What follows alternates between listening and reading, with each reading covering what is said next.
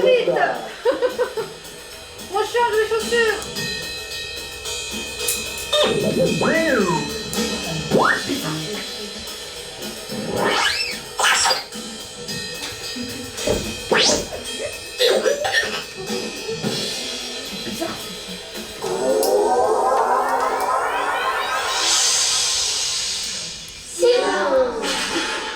Alors donc nous sommes à l'école Vincent Auriol et nous sortons un peu du projet habituel de la pratique de l'orchestre à l'école grâce à la venue de Gaia Maffezzoli qui est la marraine de la classe CM1 mais qui intervient également aujourd'hui pour un projet de création sonore.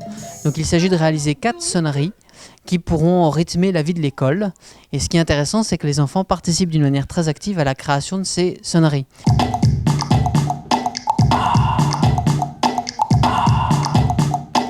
Voilà, ça c'est juste une idée. Alors, ça c'est une interface qui nous permet de créer un pattern rythmique. Nous sommes en train de composer des sonneries pour l'école, ce qu'on appelle sonneries mixtes, parce qu'on utilise des sons électro et des sons enregistrés par les enfants avec leur propre instrument pendant la séance d'orchestre.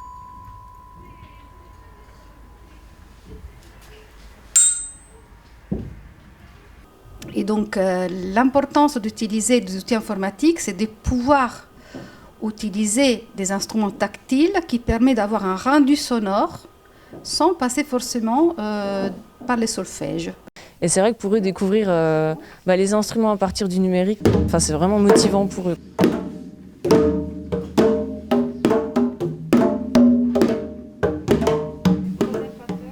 Je veux dire que c'est un projet très très original. On a la chance de pouvoir travailler avec Gaia, qui est une artiste reconnue internationalement. On travaille avec les enfants dans l'objectif du ministère de la Culture qui soutient fortement la création numérique. Venez à la récré. Venez à la récré. Venez à la récré. Yo-yo, c'est la récré, on va s'amuser, lui avec son crâne rasé, lui avec sa calvitie, lui avec ses clashs. Personne ne voudrait de lui, mais pourquoi il est comme ça? Je voudrais signaler le fait que l'orchestre à l'école à Saint-Dié a repris dès le 2 novembre. Donc on est l'un des premiers orchestres à l'école à avoir repris avec un protocole particulier, bien sûr, pour respecter les mesures sanitaires. Mais donc on a repris très tôt.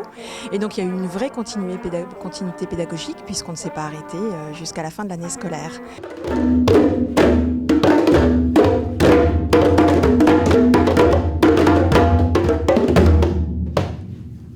C'est un projet formidable. Je trouve que les élèves de la classe orchestre ont de la chance d'être initiés et de découvrir certains instruments. Ça va leur aider à la poursuite de leurs études. Donc, nous, avec le groupe des trombones et des tubas, j'en ai profité pour faire une découverte autour des danses, donc du blues, du rock et de la valse et donc des musiques qui allaient avec. Et on a découvert tous les styles de musique et de danse qui étaient en rapport.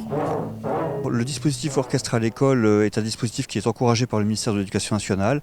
C'est un dispositif qui est riche et qui permet, au-delà du 100% éducation artistique et culturelle qui est proposé à chaque élève, de conforter les apprentissages.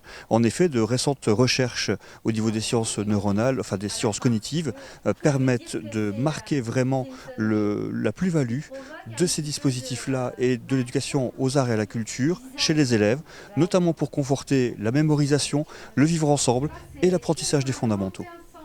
La classe orchestre a vu le jour en 2016 à l'école Vincent Auriol et ça émane d'une réflexion entre la collectivité, le conservatoire et l'équipe enseignante de l'école.